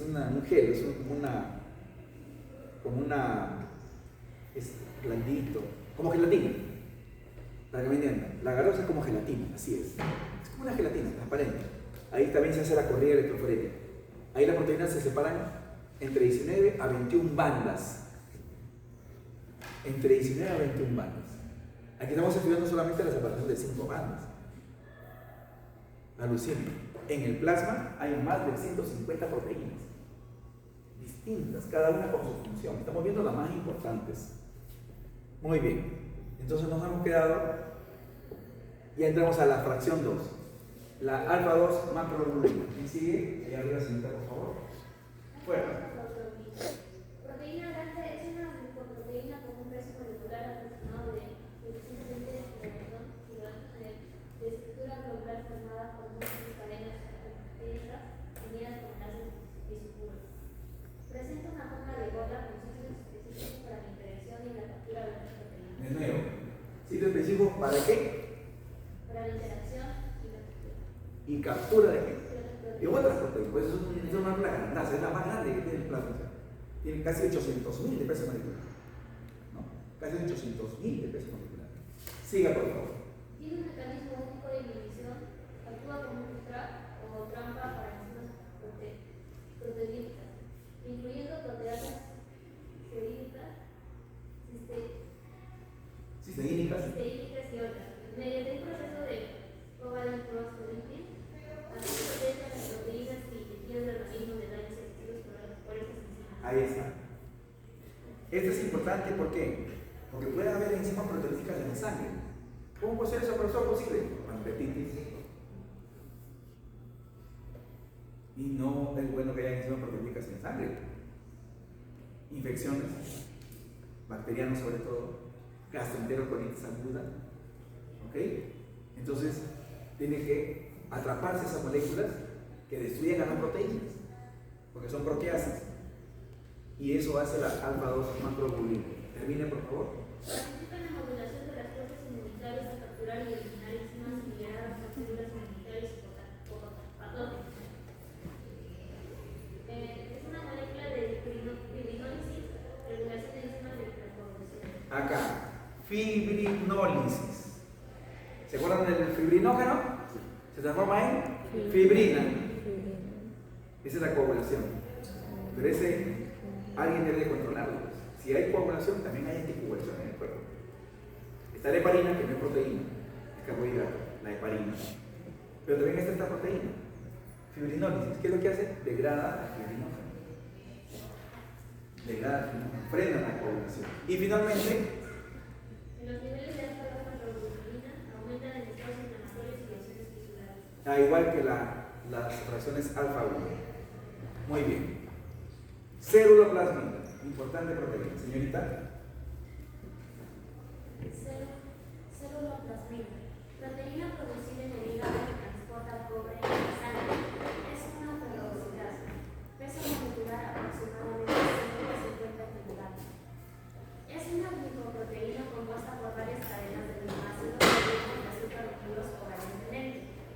oxidasa de ferro, cataliza la oxidación del ion ferroso a ferro, facilitando su transporte y metabolismo en el organismo. Tiene propiedades antioxidantes, ayudando a neutralizar radicales libres. Implicaciones clínicas. Enfermedad de Wilson. Implica la acumulación de hierro. Transforma el hierro, importante, puede transportar hierro, transporta cobre, transporta zinc, transporta varios metales. Importante, la ceruloplasmina. Aptoglobina. Su compañera de Estado, por favor. Aptoglobina es una glicoproteína de aproximadamente 43 a 45 kilodalton en su forma monomérica, que puede formar dímeros o polímeros en el plasma. Presenta sitios de glicosilación que contribuyen a su peso molecular y estabilidad. Es soluble en agua y estable en condiciones fisiológicas. Tiene alta afinidad específica por la hemoglobina libre en el plasma. Este complejo es reconocido por receptores en las células del hígado y en el bazo, facilitando su eliminación y evitando que la hemoglobina libre cause daño oxidativo de la reserva de hierro. Complejo aptoglobina-hemoglobina. ¿Ok? Tiene un sitio para captar hemoglobina, es la aptoglobina, y tiene un sitio de receptor CD133 que lo tiene el hígado y el vaso, por aquí lo reconoce y lo saca de circulación. Como les dije, la hemoglobina no puede estar libre en el plasma. Esas son las alfa-2. Vamos ahora a la fracción beta. Hemopexina. ¿Quién sigue? Arriba, por favor.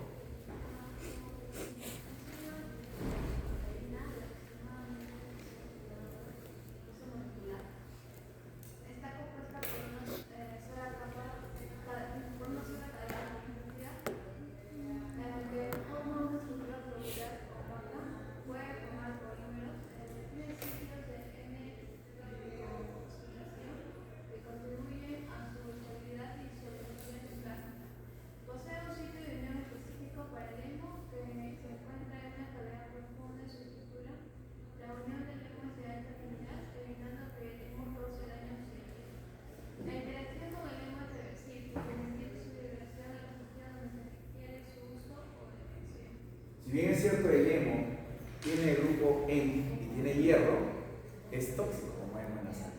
No puede estar, tiene que estar unido o bien a la mioglobina o bien a la hemoglobina. ¿Okay? Entonces, este lo captura y lo lleva a los sitios de metabolismo. Si se dan cuenta, en el cuerpo hay una guerra entre proteínas de defensa que estamos estudiando, transferrina, hemopexina, aptoglobina y otras moléculas más, y las moléculas de estrés oxidativo, de fibrosis, de inflamación, de vasoconstricción, de presión arterial alta y de obstrucción. Es el equilibrio lo que nos mantiene vivos, y para ello deben haber esas proteínas que estamos estudiando. Transferrina, hemos hablado algo de eso. Señorita, arriba, por favor. ¿Le toca a usted o a su compañero? Es una glicoproteína de aproximadamente 80 kilodaltons, compuesta por una cadena polipeptídica de unos 690 aminoácidos que contiene dos sitios de unión adiados. Cada uno es capaz de unirse a un ion de hierro en estado de oxidación más 3. Pueden transportar hasta 2 moles de hierro por mol de proteína. Posee cadenas de carbohidratos glicanos que contribuyen a su solubilidad en plasma y estabilidad. Se sintetiza principalmente en el hígado, pero también en otros tejidos como el cerebro o médula ósea. Transporta hierro hacia diferentes tejidos, especialmente hacia la médula ósea para la eritropoiesis y hacia el hígado para su almacenamiento. La eritropoiesis. Me dijeron en el grupo de la mañana que no llevan ustedes embriología. No. Bueno, deberían llevar, pero bueno. Los glóbulos rojos en su maduración pierden el núcleo. Salen como reticulocitos. Y después en la circulación ya maduran hasta ser hematíes. Y la transferrina es la que transporta hierro a la médula ósea roja, especialmente de huesos planos. Por ejemplo, costillas, omóplatos o escápulas ilíacos. En los huesos largos, fémur, húmero, cúbito, radio, etc., están más bien en las epífisis, más que en la diáfisis. ¿Sí me entienden? Muy bien. Plasminógeno. ¿Quién sigue? El plasminógeno, proteína inactiva de circulación, es una glicoproteína de 92 kilodalton de peso molecular. Está compuesta por una cadena polipeptídica única que presenta diferentes dominios estructurales, dominios funcionales, dominio de activación KR. Contienen ciclos de corte específicos que permiten la conversión de plasmina y dominios de unión a fibrina. Permiten que el plasminógeno se una a la fibrina en los coágulos. Clarito, clarito. ¿El plasminógeno en qué se convierte? En plasma. Y tiene un dominio que se une a quién? A la fibrina. Acuérdense que lo que circula es fibrinógeno. La fibrina ya está coagulada. Siga, por favor. Presenta estructuras en hélice alfa y láminas beta que mantienen su conformación en la solución plasmática. Es el precursor de la plasmina, disolución de coágulos al degradar la fibrina. La actividad de la plasmina también está involucrada en procesos de reparación y remodelación de tejidos. Gracias. Entonces está clarísimo. El plasminógeno se transforma a plasmina por activación de factores tisulares, por estimulación de la calicreína, el factor 9, el factor 13 de la coagulación, por alfa-2 antitripsina, alfa-2 macroglobulina también, y la plasmina lo que hace es cortar a la fibrina, degrada la fibrina, rompe o destruye el trombo. Eso es lo que hace la plasmina. Estas son las gamma-globulinas. ¿Por qué se llaman gamma-globulinas? Creo que ya lo pueden deducir fácilmente. ¿En qué fracción están? En la gamma-globulina. En la fracción gamma de la corrida electroforética que clasifica las proteínas del plasma sanguíneo. ¿Se entendió? Esas gamma-globulinas las llamamos también como inmunoglobulinas, porque tienen relación con la inmunidad. La IgG, en forma de Y, tiene 4 cadenas en total, unidas por puentes disulfuro. La inmunoglobulina M, este es un monómero, en realidad son 5, 1, 2, 3, 4, 5, más una proteína, una cadena que los une para formar el pentámero. Esta es la molécula activa. Esta es la G, memoria inmunológica. Esta es la M, cuando hay una reacción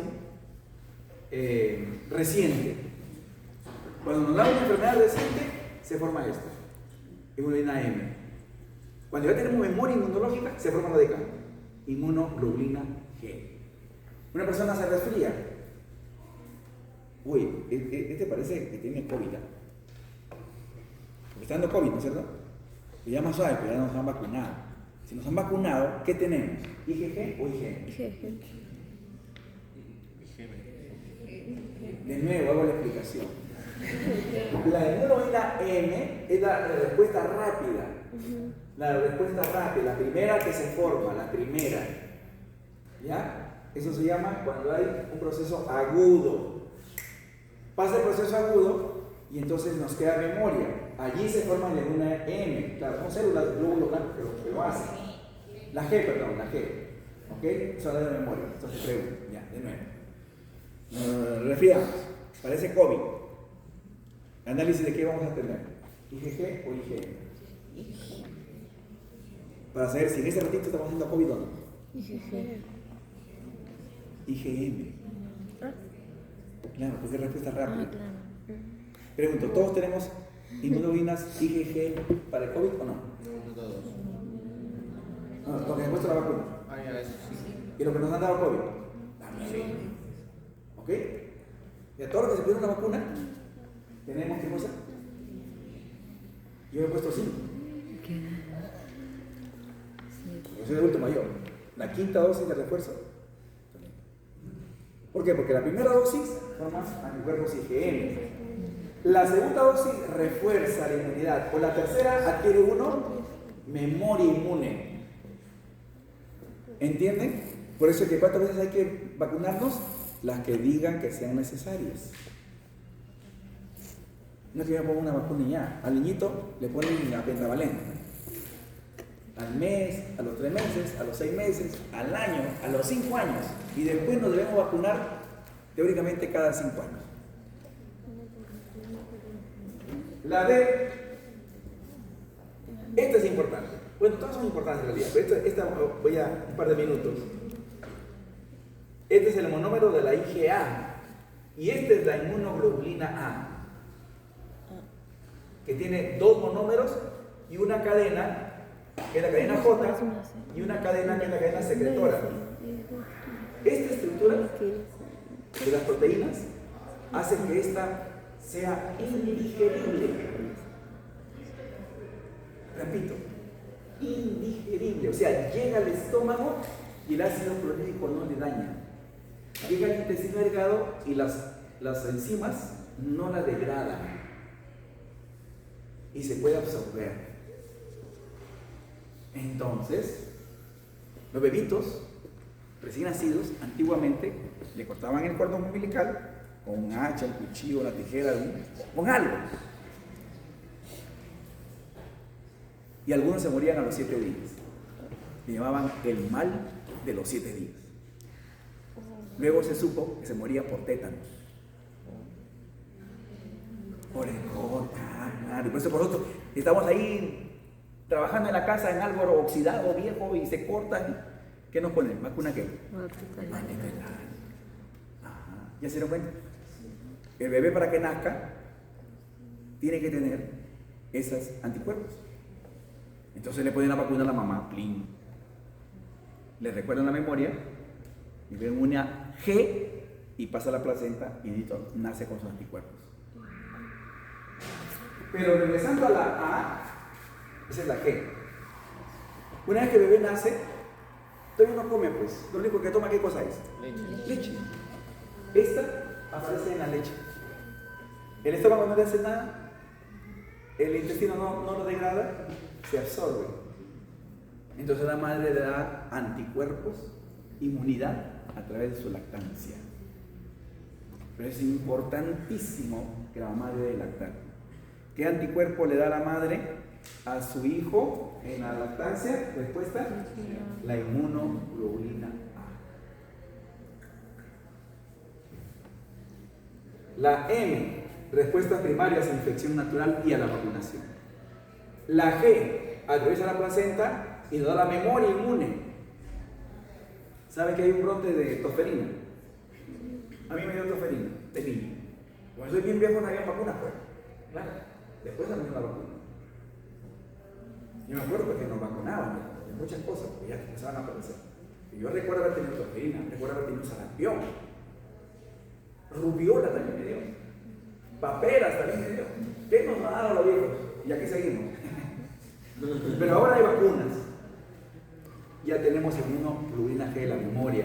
La A, que pasa por las secreciones y por la leche. La E, que está presente en los tipos alérgicos. Y la D, que es la de regulación. Estas son las principales inmunoglobulinas, o que le llaman anticuerpos. Pregunta, ya saben la respuesta de una nada más. Yo les he dicho ¿qué proteína nos permite hacer el diagnóstico de anemia? Albúmina. Con albúmina, pero hay más, hay otras que tienen que averiguar. ¿Ya? Y este es un artículo que ojalá que lo puedan leer. Es una carta del editor en realidad, es una carta de la revista cubana de pediatría. La anemia infantil en el Perú, un problema aún no resuelto. ¡Qué vergüenza! Es una revista internacional cubana. ¡Qué vergüenza! Está diciendo que el Perú no puede. Bueno, un jalón de viaje para los nutricionistas y para el Estado, pero también para el gobierno también. Por eso ustedes, como profesionales de la nutrición, tienen muy importante el papel en este problema que tenemos. Sé que lo van a resolver.